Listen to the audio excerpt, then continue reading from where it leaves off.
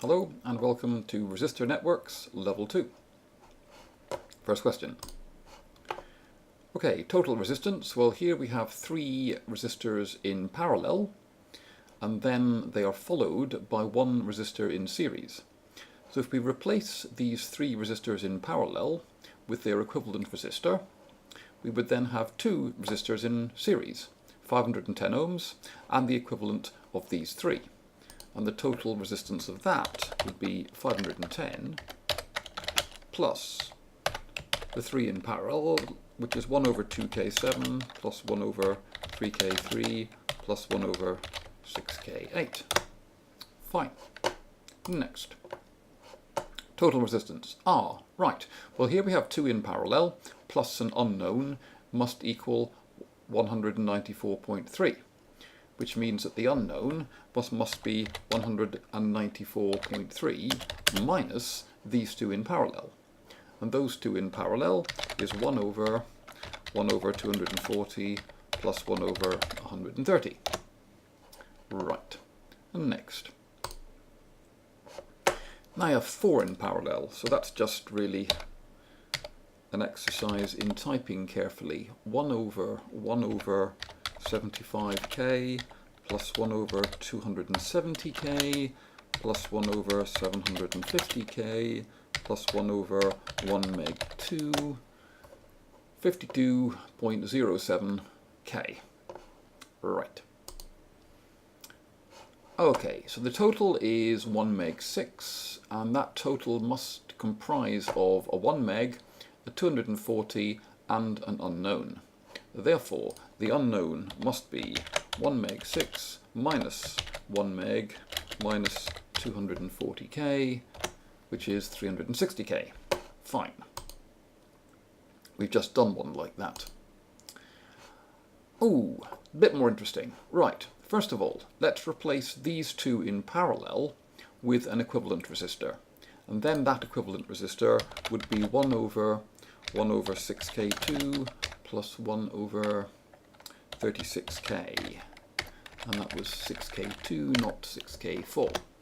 So the equivalent of those two would be 5289.1, and that is in series with 62k. So the total resistance between there and there must be 62k plus y. You see how I'm using the subtotal boxes here. I've calculated the equivalent of those two in subtotal y, and I've just used it in subtotal x to get the total resistance between that point there and that point there, just due to these three resistors. And that's 67,289. So I've got 67,289, which is these three resistors, in parallel with 30k.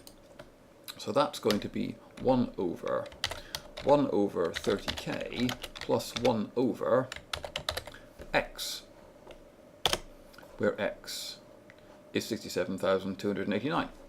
Fine. Next. Total resistance. Right. So here we can use a slight variation of the formula for adding up resistors in parallel. Let me show you. Formula for resistors in parallel: 1 over R total is 1 over R1 plus 1 over R2 plus 1 over however many other resistors you have in parallel. In this case there are 3 in parallel, so we just need that formula. Now if we don't know one of these resistors, but we do know R total, then we could take the two resistors that we do know across to the other side and end up with something like 1 over R total minus 1 over R1 minus 1 over R2 equals 1 over R3. So the unknown resistor, R3, would be 1 over this, which is 1 over R total minus 1 over R1 minus 1 over R2. Fine. Let's go back. So that would be 1 over, open brackets, 1 over R total, which is 241k7, minus 1 over 750k minus 1 over 680k. Fine.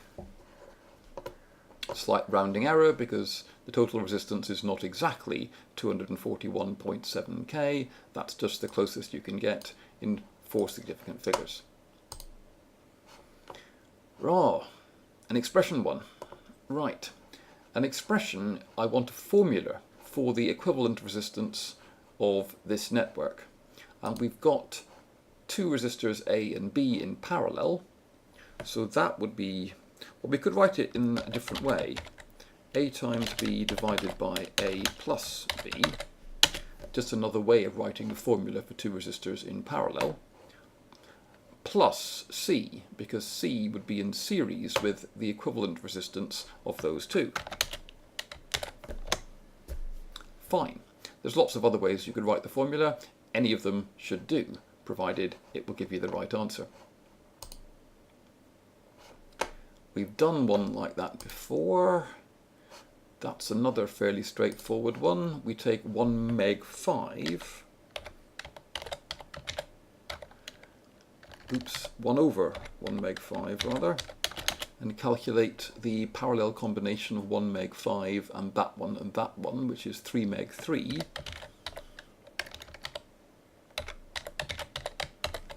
Don't have to add those two up with the calculator, I can do that in my head. So that would be the parallel combination of these two, and then I just add the series effect of 820k, and that gives me these two in series with then this one in parallel with it, and then the equivalent of those three is in series with 820k, so I just add 820k, and that's it. And here's another one. Make the resistance from X to Y 56.64 using two resistors. Well, clearly I'm going to need to put two of these in parallel. It's 56, so 820 isn't going to get down anywhere near 56 with either of them, so it must be these two. I don't really have to do the calculation, I can just tell immediately that this is the only possibility. Press to submit. Yes. This 820 in parallel with 91 isn't going to be that much below 91. And 820 in parallel with 150 isn't going to be that much below 150. And 56 is a long way below both of these. So it must be these two in parallel. Ah, right. One with E24 values. Now for these ones, you have to know what the E24 values are, or at least have access to a piece of paper with them listed. In this case, we want to make the total resistance 720 ohms. 720 ohms is not an E24 value, but let's see, 680 ohms is, but that would leave 40 ohms left over, and 40 ohms is not an E24 value. If we move down to 510 ohms, that would be, and that would leave me with 720 minus 510, 210 ohms left. That's not an E24 value either. 560 is an E24 value, and that would leave you with 160, and that is an E24 value. So one way to do that would be to have one of these as 560 ohms and the other one as 160 ohms, and we should be there. Yes, great. I think that's all the different types of problems there are at level 2.